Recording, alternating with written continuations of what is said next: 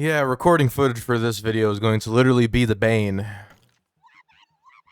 of my existence. But on today's episode of the Borderlands Retrospective series, we're going to be going over the Bane submachine gun, how exactly it became the most annoying weapon in Borderlands history.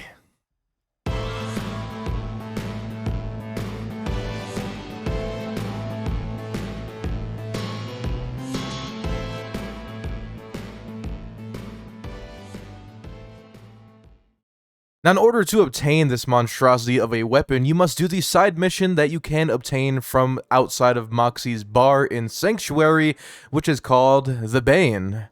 Who would have thunk? And eventually you're going to end up in Lynchwood, where you have to dig up a cemetery for the Bane, and you will get it in a random element. It can roll in every single element, but in my personal opinion, I think corrosive is its best form, considering how much robots are in Borderlands 2. The red text states, in Spain, stays mainly on the plane, is in reference to the Gamalion, I'm gonna say it like that, I probably know how you pronounce it, which is a play that was first aired in 1912, in which a character is giving lessons to the main character, asking her to say, the rain in Spain stays mainly on the plane. Very, very old reference for a Borderlands game, but that is where it indeed comes from. Now, even though the Bane makes you move at a ridiculous movement speed, there is two ways you could avoid this very annoying speed, one of them being the Axon super speed glitch. Now, the Axon super speed glitch can only be done when you are not the host of the lobby, and you could aim down at the floor when you have a full inventory. You've probably seen it before, and you could run insanely fast, but even then you will get a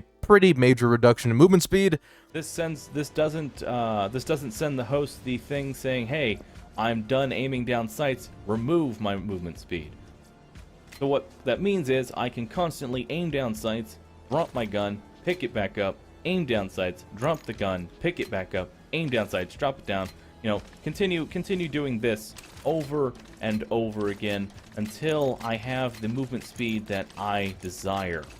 And the only other form that I could find of where the Bane's movement speed would not be a direct annoyance to you is if your friends are driving a bandit technical and you're in the passenger seat shooting at other people, because of course you can't move in a technical. And don't worry, running away from rabbit stalkers is never going to happen with this weapon, so good luck with that.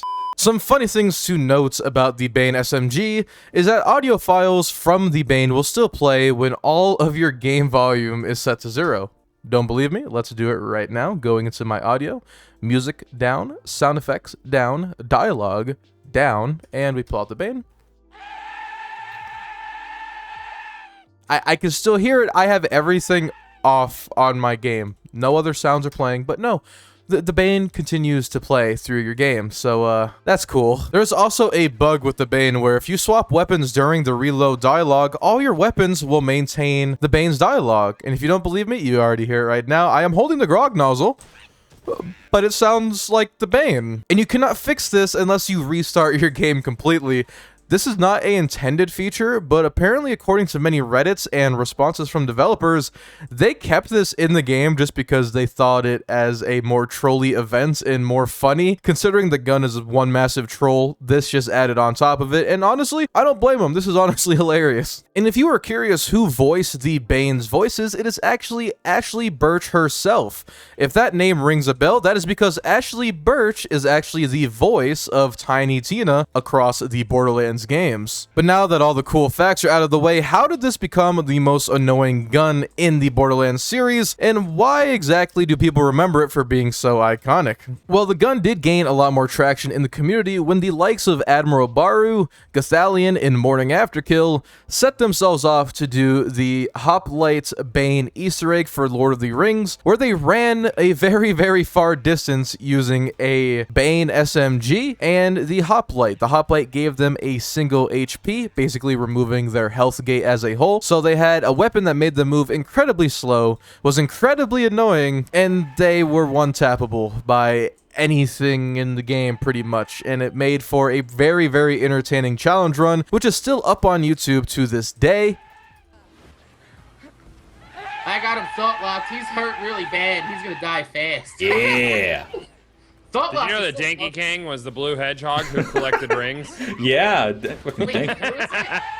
And for those who are subbed to Witwix, can we get some Danky Kang in the chat? I know there's a few people in here who are subbed to Witwix.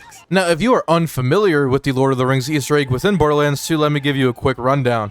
Basically, you have to spawn at Claptrap's place and run on foot all the way to the location in Iridium Blight. Have to make it there without dying, without respawning, without teleporting, and without using a vehicle. Yes, you could walk up to the door locations that are within Borderlands, where you go to another location, kind of like you've seen across the series. But other than that, it's pretty obvious to see that the Bane is just very annoying, regardless of what you're doing in the Borderlands games. Movement speed being hindered, and just the amount of abundant noises from this gun, I don't see how people would not go crazy 5 minutes into using this weapon. Actually, as we record this video, my game sound is muted. And I don't mean the game sound itself, because as we already seen that didn't fix it, I mean my PC's audio in general. But as ridiculous as the Bane SMG was in Borderlands 2, it definitely solidified its place as one of the more iconic weapons in the game, because I guarantee many of you share the same sentiment with this weapon, where you and your friends simply did this quest as a joke, and when you realized what the gun did, you guys got a great laugh out of it, and told your friends, yeah, this is the best gun in the game. And there is some other talking weapons in the Borderlands series, but the way the questline worked for the Bane, and honestly how the Bane functions, is just perfect for a troll weapon in the Borderlands series. But let me know your guys' experience with the Bane, and if I missed out on any information, please feel free to let me know in the comments down below.